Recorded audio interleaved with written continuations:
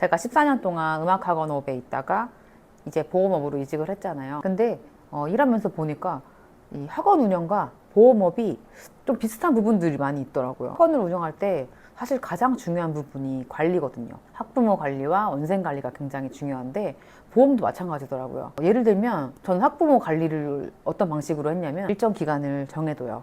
그래서 그 기간마다 피드백을 하는 거거든요. 근데 그 피드백을 대충 하는 게 아니라 그 아이에 대한 것을 많이 파악을 해야 돼요. 진도 상황, 연습 태도, 또 성실성, 그리고 교우 관계, 그리고 이러한 모든 그 포인트들이 이 아이에게 관심이 있다는 것과 비례해서 나타나는 부분들인 거거든요. 관심이 있어야 보여요. 그 모든 부분들이. 자연스럽게 이 아이에 대한 것을 얘기를 하다 보면 사실 5분, 10분이 아니라 30분, 1시간도 그냥 가게 돼 있거든요. 그러면서 이제 어머님과 저와의 신뢰를 이제 쌓아갔고, 그 다음에 이제 아이로 넘어가자면 인간은 본능적으로 관심을 받고 싶어 해요. 특히 요즘같이 저출산의 문제를 가지고 있고 많아야 둘을 낳는 요즘 실정을 대비해서 본다면 그냥 관심이 익숙한 거예요. 크게는 일단 외형적인 부분. 어느 날 아이가 뭐 머리를 잘랐거나 평소와 다른 옷차림을 했거나 딱 봐도 새 거인 신발을 신고 왔다거나 아니면 예쁜 핀을 꼽았거나 사실 이런 모든 포인트들에 좀 많이 관심을 기울이는 거죠. 쌓이고 쌓여서 결국에 원생 관리가 잘 되는 것이고 또 이런 관리들이 쌓이고 쌓여서 결국 큰 학원으로 성장을 할 수 있고 아이들이 이탈이 없는 그런 튼튼한 학원으로 만들어 갈 수가 있다는 거죠. 저는 그래서 이제 원생 관리 일지라든지 관리의 매뉴얼들이 있었어요. 제가 이제 보험업으로 와서 보니까 똑같더라고요. 일단 그 고객 한 명 한 명에 대한 관심도 무조건적으로 필요하고요. 또 그들을 어떻게 내가 관리해야 되고 어떤 프로세스를 가지고 어떤 주기를 가지고 관리하는지도 세세하게 기록을 해야 되는 부분들이 이제 있습니다. 또 두 번째 비슷한 점은 자기 PR이 필수적이라는 거예요. 우리 학원도 마찬가지잖아요. 수많은 학원들이 있고 그 학원 중에서 우리 학원을 와야 되는 이유 를 우리가 만들기 위해서 역시 홍보도 하고 나의 강점을 가지고 열심히 뭔가 프로그램들을 새로 만들기도 하잖아요. 보험업도 마찬가지더라고요. 정말 이 수많은 설계자들 중에서 나한테 관리해야 되는 이유는 무엇일까? 이런 것들을 좀 꾸준하게 연구하게 되고요. 많은 분들이 뭐 유튜브, 인스타, 뭐 스레드 굉장히 많은 플랫폼들을 이용을 하죠.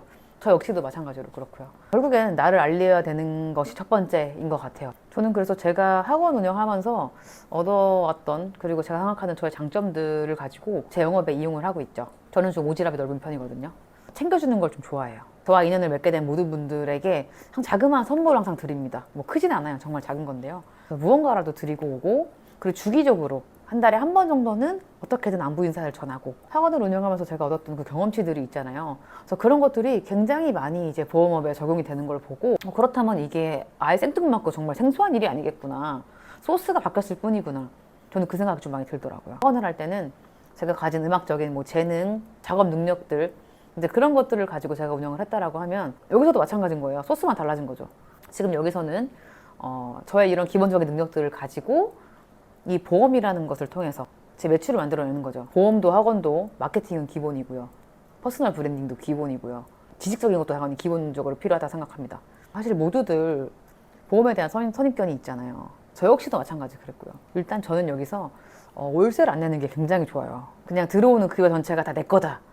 이렇게 되다 보니까 굉장히 좀 신선하고 재밌더라고요. 이 돈 내가 월세 빼고 강사 인건비 빼고 뭐 부가세 빼고 이럴 필요 없이 다 내 거니까 굉장히 그건 좀 재밌었어요. 그리고 더 중요한 거는 저는 그거 같아요. 창업 비용이 안 들잖아요. 우리가 학원 차릴 때 어때요? 학원은 처음에 신규 창업할 때 일단 저희 같은 경우는 한 1억 2천 정도 들어요.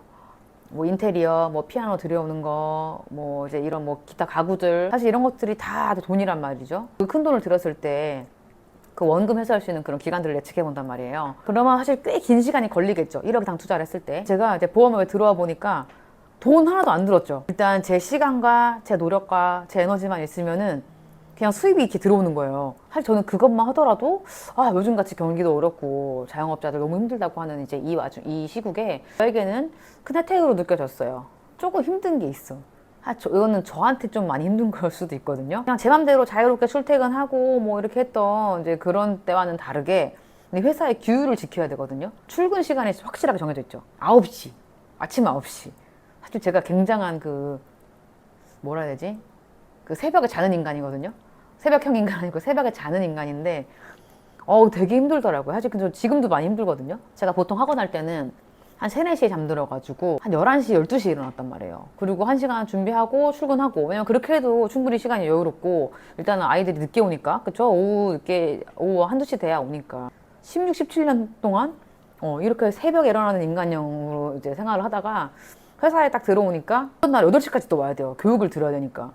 그게 너무 힘든 거예요, 처음에. 일어나지도 못해, 잘. 맨날 지각해. 집도 이제 멀어요. 그러니까 제가 출근만 2시간 걸리거든요. 너무 힘들어요. 근데 어떡하겠어요. 일단 돈을 벌려면 해야죠. 그리고 돈을 벌려면 일단 뭔가를 내가 배워서 그거에 대해서 내가 이해를 해야 뭔가를 할 수 있을 거 아니에요. 눈이 떠진다. 굉장히 힘들고 피곤하지만 그래도 내가 어떻게든 일어나게 된다. 이제 그런 저는 신기한 경험들도 지금 회사에서 하고 있습니다. 덕분에 조금 좋은 건요. 그래도 아침에 일찍 일어나니까 확실히 오후에 좀 더 시간을 쓸 수 있는 것들이 많아지긴 하더라고요. 그치만 사실 저는 새벽에 자고 싶어요. 제가 이 회사 사장이 아니잖아요. 제가 만든 게 아니잖아요. 그러니까 직급자의 명령에 따라야죠, 일단. 이거는 조금 장단점이 있을 것 같아요. 저 같은 경우는 대표로 오래 있었기 때문에 사실 좀 누군가의 지시를 받는 게 좀 살짝 불편하기는 해요. 그렇지만 뭐 어떡하겠어요. 내가 얼마 안 된 거. 한지 얼마 안 됐는데 어떡해.